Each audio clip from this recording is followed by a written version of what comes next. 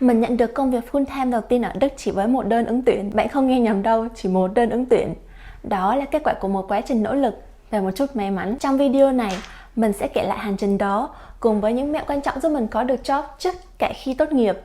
Nếu bạn đang tìm việc ở Đức thì hãy xem hết nha. Và đừng bỏ lỡ cú twist bất ngờ ở giữa video nhé.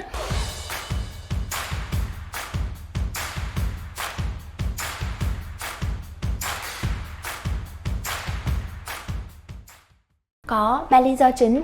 Kinh nghiệm làm Werkstudent. Mình làm Werkstudent được 8 tháng ở công ty. Nếu bạn chưa biết thì Werkstudent là khi sinh viên làm việc ở công ty trong quá trình còn đang đi học. Đó là lý do khi mà bạn muốn apply cho Werkstudent thì bạn cần phải đang đi học và có giấy xác nhận. Trong tiếng Đức thì giấy xác nhận này gọi là Immatriculation. Werkstudent thì thông thường sẽ làm tối đa khoảng 20 tiếng một tuần. Về mức lương thì có thể tùy theo bang, theo công ty và theo bậc học của bạn. Nhưng thông thường thì bạn sẽ nhận được từ 12 đến 18 euro một giờ. Thứ hai, thực tập tự nguyện, trong tiếng Đức còn gọi là Freiwilligen Praktikum. Chương trình học thạc sĩ của mình chỉ có 1 năm rưỡi thôi, nhưng mình kéo dài thành 2 năm để có thêm 6 tháng đi thực tập. Nếu bạn đang đi học và muốn tạm dừng 1 hay là 2 học kỳ để đi thực tập thì đây gọi là Urlaubssemester. Đối với mình thì đây là một quyết định rất là đúng đắn vì mình có cơ hội được làm thực tế. Về thực tập 40 tiếng một tuần giúp mình xây dựng được mối quan hệ với đồng nghiệp. Thứ ba, chủ động làm việc. Trong thời gian đi làm thì mình không chỉ làm đúng việc được giao mà mình còn xung phong làm những công việc khác như là nghiên cứu và tạo ra một giải pháp cho Innovation Lab của phòng ban của mình. Từ việc lên ý tưởng đến việc trình bày cho phòng ban đến triển khai thực tế, tất cả điều này mình nhận được phản hồi rất là tích cực từ các đồng nghiệp của mình.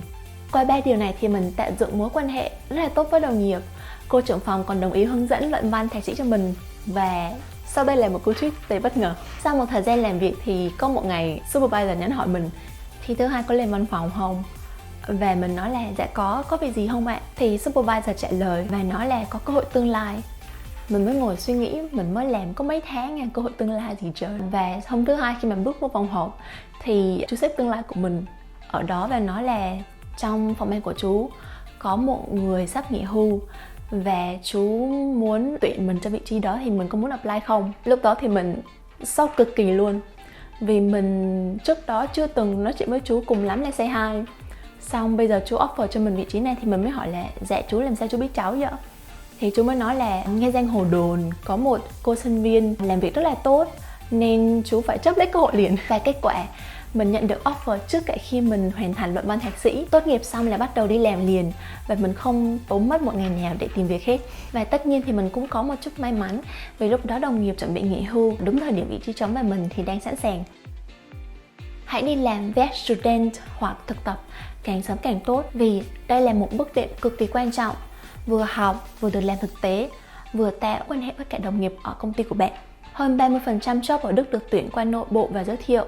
Có nghĩa là vị trí đó chưa được public ra bên ngoài thì đã có rất là nhiều người internal họ biết đến vị trí rồi.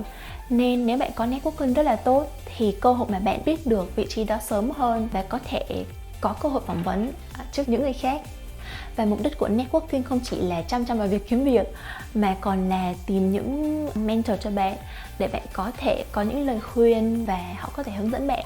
Ví dụ thì mình đi hội thảo Big Data ở Frankfurt thì mình thấy một speaker nói rất là hay và mình cảm thấy rất là thích nên mình đến xin slide sau buổi nói chuyện đó. Thì không ngờ thì cho đến bây giờ thì mình vẫn liên lạc với chú và chú trở thành mentor của mình và chú cho mình rất là nhiều kinh nghiệm quý giá cho con đường nghề nghiệp của mình. Lúc đi thực tập thì cho dù là việc nhỏ hay là việc lớn thì bạn cần làm hết sức. Làm hết sức là một việc quan trọng, nhưng mà cái quan trọng hơn đó là bạn cần phải trình bày ý tưởng cho mọi người, hay mình hay gọi là sell the solutions.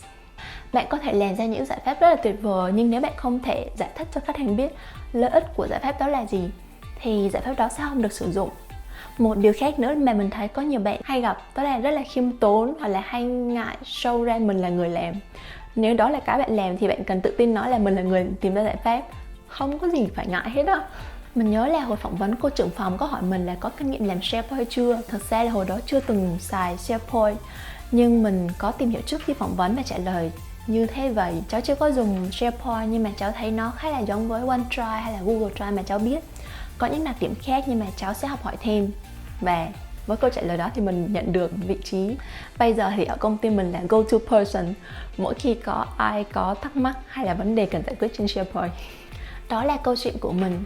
Không phải ai cũng chỉ cần một hồ sơ, nhưng nếu bạn có chiến lược, thái độ tốt và biết tận dụng cơ hội thì chuyện gì cũng có thể xảy ra. Cảm ơn các bạn đã xem video. Nếu bạn thấy video này hữu ích thì chia sẻ cho bạn bè hoặc người thân đang tìm việc ở Đức nhé. Hẹn gặp lại trong video tiếp theo và chúc các bạn may mắn trên hành trình sự nghiệp ở Đức.